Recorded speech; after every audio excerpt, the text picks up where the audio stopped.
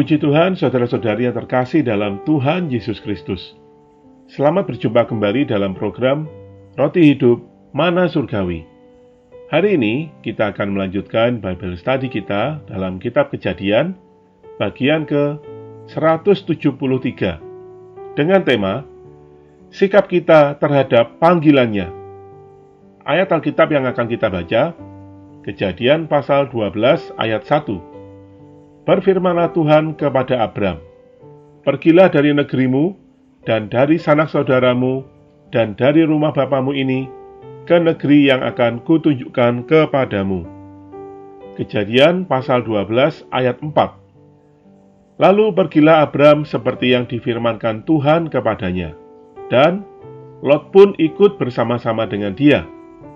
Abram berumur 75 tahun ketika ia berangkat dari Haran. Saudara-saudari, terhadap panggilan Allah, bagaimanakah sikap dan respon kita?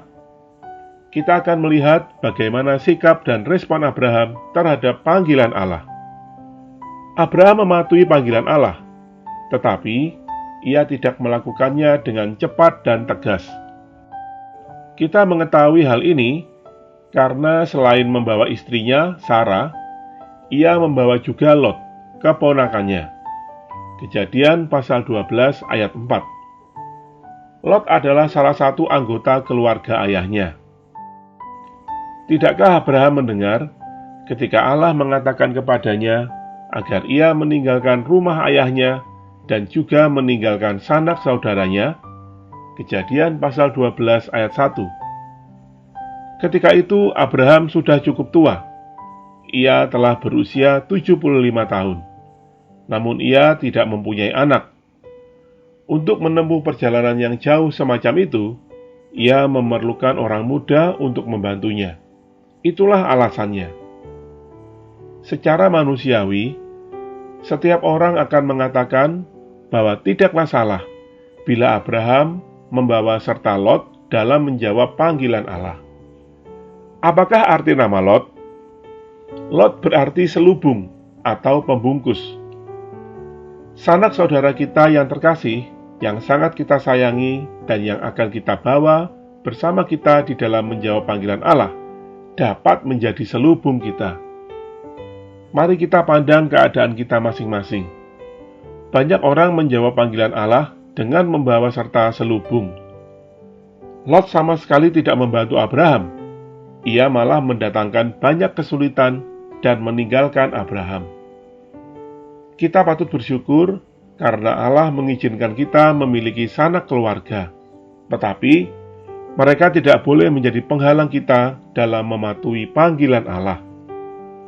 Lukas pasal 14 ayat 26 menegaskan, kalau kita tidak membenci hubungan alamiah dengan sanak keluarga kita, termasuk nyawa kita sendiri, kita tidak dapat menjadi murid Tuhan. Ini seharusnya menjadi peringatan yang serius bagi kita dalam mengikuti Tuhan. Saudara-saudari, kita perlu memiliki hati yang polos, murni, dan sederhana dalam menjawab panggilan Allah.